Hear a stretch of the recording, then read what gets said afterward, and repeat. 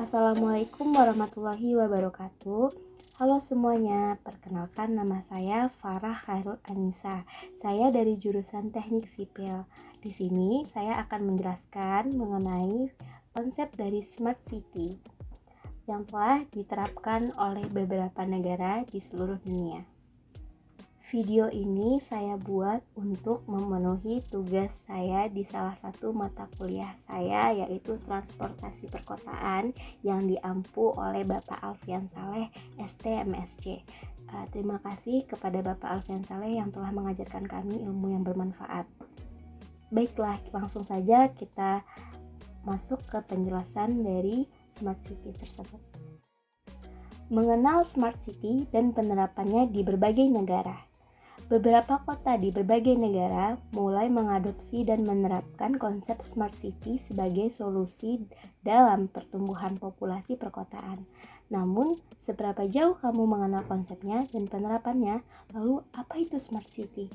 Secara umum, Smart City adalah kota yang menerapkan teknologi informasi dan komunikasi untuk meningkatkan efisiensi operasionalnya, berbagi informasi dengan publik, dan meningkatkan kualitas layanan pemerintahan dan kesejahteraan warganya.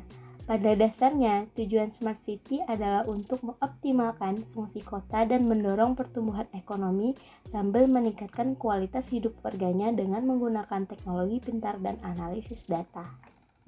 Lalu, kenapa konsep Smart City butuh diterapkan? Populasi di dunia terus bertambah dan urbanisasi terus meningkat. Peningkatan ini menyebabkan kepadatan di kota-kota besar di seluruh dunia. Akibatnya, tantangan dalam pengelolaan kota semakin banyak.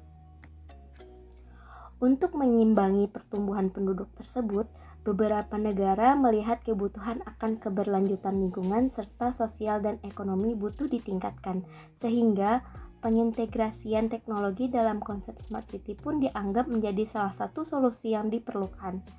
Dan penerapan konsep Smart City sendiri dinilai mampu membantu mengatasi masalah perkotaan seperti kesehatan dan keamanan. Laporan McKinsey Global Institute atau MGI menyebutkan bahwa penerapan konsep Smart City dapat meningkatkan beberapa indikator kualitas hidup utama seperti kesehatan dan keamanan 10 hingga 20%. Dan lalu, bagaimana penerapan teknologi dalam Smart City? Smart City menggunakan kombinasi perangkat Internet of Things atau disebut dengan IoT, solusi perangkat lunak antarmuka pengguna atau UI dan jaringan komunikasi. Namun, teknologi yang disebut-sebut paling fundamental pada Smart City adalah IoT. IoT itu sendiri adalah sistem perangkat komputer yang saling terkait, mesin mekanik dan digital, objek, hewan, atau orang yang dilengkapi dengan pengidentifikasi unik dan kemampuan untuk mentransfer data melalui jaringan tanpa memerlukan interaksi antar manusia atau manusia dan komputer. Smart City memerlukan analitik big data agar dapat diterapkan pada sebuah kota. IoT kemudian akan menghasilkan kumpulan big data tersebut untuk kemudian dianalisis dan diproses demi diimplementasikan dalam berbagai layanan Smart City. Dengan IoT dan teknologi terhubung tersebut, Smart City dapat meningkatkan kualitas, kinerja, dan interaktivitas layanan perkotaan, mengoptimalkan sumber daya, dan mengurangi biaya. Beberapa contoh penerapan IoT dalam Smart City seperti Smart Infrastruktur, yaitu Smart Parking, Smart Lighting, dan jalan yang terkoneksi, Smart Energy Management, Smart Water, Smart Waste Management, hingga Smart City Service.